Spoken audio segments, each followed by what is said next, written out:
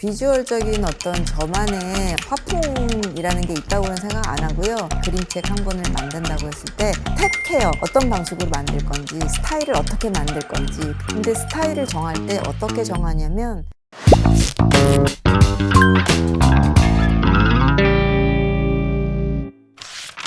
안녕하세요. 그림책 작가 백희나라고 합니다. 그린 그림책으로는 구름빵, 달샤베트, 알사탕 같은 작품들이 있습니다.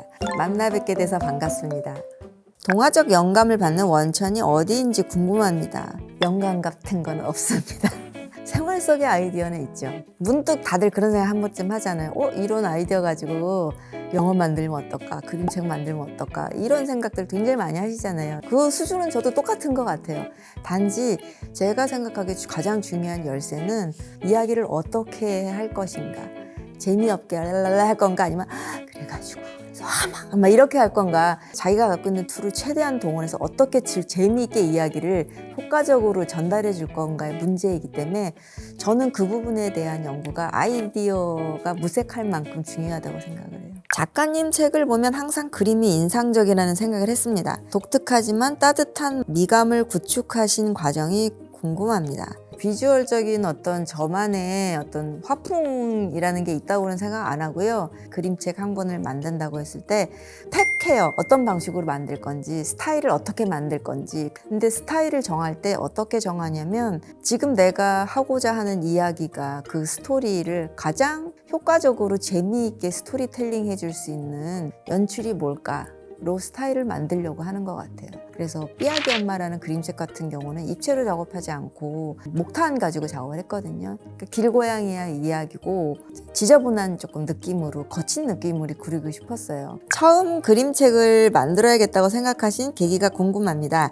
그림책 작가의 길로 나아가기 전에 이외의 다른 길도 하셨는지도 궁금합니다. 교육공학을 전공하면서 교육이라는 거에 의외로 관심이 생겼어요. 제가 기억하기로 교육에서 가장 기본적으로 들어가야 되는 어떤 개념 중에 하나가 성장이 들어가야 된다고 들었어요. 어렵게 시작을 했어도 뭐 역경을 딛고서라도 끝이 좋아지는 그런 거를 좋아하기 때문에 그 교육이라는 개념이 굉장히 좋았었나 봐요. 아이들을 위한 그런 걸 만드는 게 되게 즐거웠고 졸업 후에는 유아들을 위한 멀티미디어 소프트웨어를 개발하는 일을 했는데 저는 기획이라던가 다른 사람들을 디렉팅하는 일이 아니라 그런 비주얼적인 부분을 스스로 만드는 역할을 하는 게 저에게 맞다고 생각을 해서 애니메이션의 길을 택한 거예요. 구체적인 어떤 조언을 드리자면 당장 만드세요, 그림책을. 그게 어떤 뛰어난 어떤 그림의 스킬이나 어떤 문학적인 소양이 있어야 가능한 일이 아니라 저는 가장 중요한 거는 따뜻한 마음이라고 생각하거든요. 두 번째로 중요한 거는 스토리텔링의 능력. 그렇기 때문에 어떤 아이디어가 만약에 있다면 당장 수작업으로 책을 엮어서 아니면 아무것도 없는 무지 노트에다가 더미북을 당장 만들어 보라고 말씀을 드리고 싶어요. 감정을 다루는 부분에선 어른 그림책인가 라는 생각이 들 정도로 깊이가 느껴졌는데 독자에 대해 특별히 생각하신 연령대가 있는 것인지 전 연령을 생각하신 건지 궁금합니다. 연령대는 전 연령대를 고려하지 않고요. 기본적으로 저는 글을 잘 모르는 3살에서 5살 어린 아이가 어떤 장면을 랜덤하게 폈을 때도 그 장면 안에서 스토리를 느낄 수 있었으면 좋겠다. 그리고 글을 몰라도 그림을 가지고도 충분히 어떤 이야기를 유축할 수 있어야 된다. 그 다음 단계로 넘어갔을 때는 어떤 양육자가 그 그림책을 아이와 함께 읽어준다 했을 때 양육자가 그 책 읽어주는 시간이 육아의 연장이어서는 안 되고 노동의 연장이 돼서는 안 되고 양육자 역시 즐길 수 있었으면 좋겠다는 생각이 들었어요.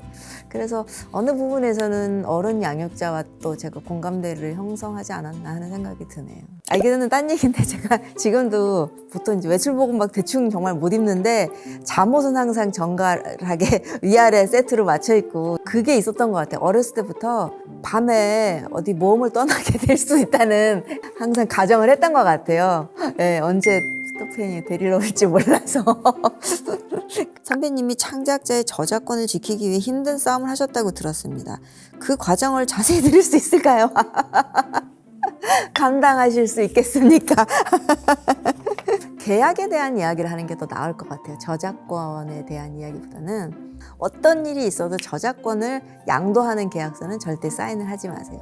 이게 중요 골자이고요. 그리고 주로 창작자가 계약서를 먼저 기업에다가 이렇게 계약을 합시다라고 하는 경우는 없어요. 기업에서 창작자에게 먼저 계약서를 만들죠. 근데 여기서 중요한 게 이게 어디까지는 안이라는 걸 기억해야 돼요. 이건 안일 뿐이에요.